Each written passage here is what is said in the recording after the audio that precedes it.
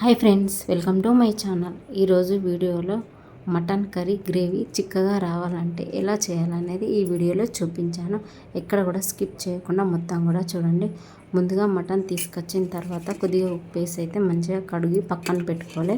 ఇప్పుడు ఉల్లిపాయలు పచ్చిమిర్చి అయితే కోసి పక్కన పెట్టుకొని ఇప్పుడు స్టవ్ వెలిగించుకొని స్టవ్ మీద ఒక కడాయి లాంటిది పెట్టి అది వేడెక్కిన తర్వాత అందులోకి ఆయిల్ వేసుకొని ఆయిల్ వేడెక్కిన తర్వాత దాల్చిన చెక్క, లవంగాలు, బిర్యానీ ఆకు వేసి అయితే వేయించుకోవాలి. వేగిన తర్వాత ఇందులోకి 2-3 పచ్చిమిరపకాయలు కోసి పెట్టినవి కూడా ఇందులోకి వేసుకొని కొద్దిగా గోల్డెన్ బ్రౌన్ వచ్చేంత వరకు అయితే వేయించుకోవాలి. ఇది వేగిన తర్వాత ఉల్లిపాయలు కూడా వేసుకొని అయితే వేయించుకోవాలి. ఇవి కూడా కొద్దిగా గోల్డెన్ బ్రౌన్ వచ్చేంత వరకు అయితే వేగనివ్వాలి.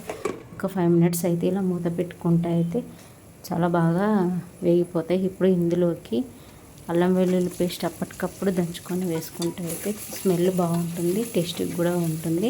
అల్లం వెల్లుల్లి పేస్ట్ అయితే వేసి కలుపుకోవాలి. ఇలా కలుపుకున్న తర్వాత ఇందులోకి కొద్దిగా పసుపు వేసి కూడా కలుపుకోవాలి. ఇప్పుడు మనం కడిగి పెట్టిన మటన్ ఉంది కదా, ఆ మటన్ అయితే ఇప్పుడు ఇందులోకి వేసుకోవాలి. వేసుకొని కలుపుకోవాలి. మంచిగా కలుపుకొని మూత అయితే పెట్టుకోవాలి. మూత పెట్టుకొని ఒక 10 నిమిషాలు అయితే అలానే పెట్టుకోవాలి.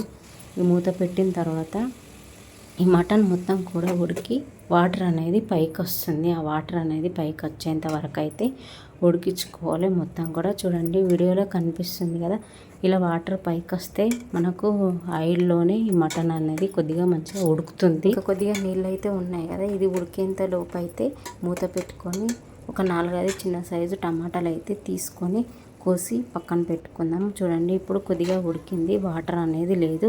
ఇప్పుడు మనం కోసి పెట్టుకున్న టమాటాలు ఇందులోకి అయితే వేసుకోవాలి. ఇది టమాటాలు కూడా ఈ ఆయిల్లో ఉడికితే చాలా బాగుంటాయి. మళ్ళీ ఈ టమాటాలు అనేది ముక్కకు కూడా పడుతుంది. మనం ఇలా టమాటాలు వేసుకుంటే గ్రేవీ అయితే చిక్కగా వస్తుంది. చపాతీలకు కానీ రొట్టెలు, మొక్కజొన్న రొట్టెలు ఉంటాయి కదా, అందులోకి అయితే చాలా బాగుంటుంది. గ్రేవీ ఉంటే అన్నంలోకి అయితే కొంచెం ఫ్రై లాగా చేసుకుంటేనే బాగుంటుంది మటన్ కర్రీ. చూడండి, ఇప్పుడు ఆయిల్ అనేది మొత్తం కూడా పైకి వచ్చింది. టమాటాలు కూడా మంచిగా దగ్గరికి అయితే వచ్చినాయి, ఉడికినాయి.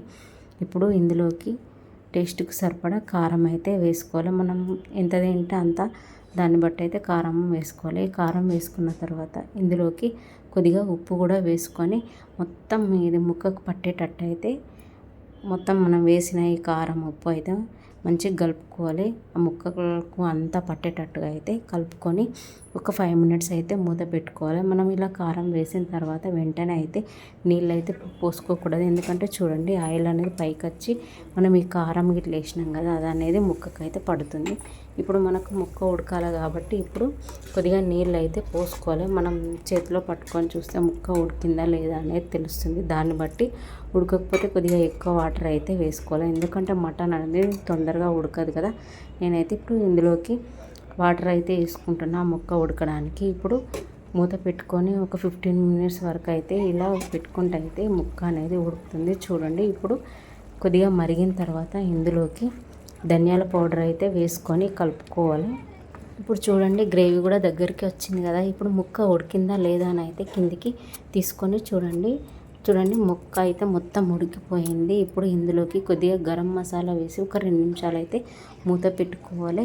ఈ మటన్ కర్రీని మీరు కూడా ఒకసారి ట్రై చేసి మీకు ఎలా వచ్చిందో అయితే కామెంట్ అయితే చేయండి. ఫైనల్గా కొత్తిమీర వేసుకుంటే వేడివేడి మటన్ కూర రెడీ అయిపోయింది. ఇలాంటి మంచి మంచి వీడియోల కోసం నా ఛానల్ని లైక్ చేయండి, షేర్ చేయండి, కామెంట్ చేయండి, సబ్స్క్రైబ్ కూడా చేయండి. Bye, thank you.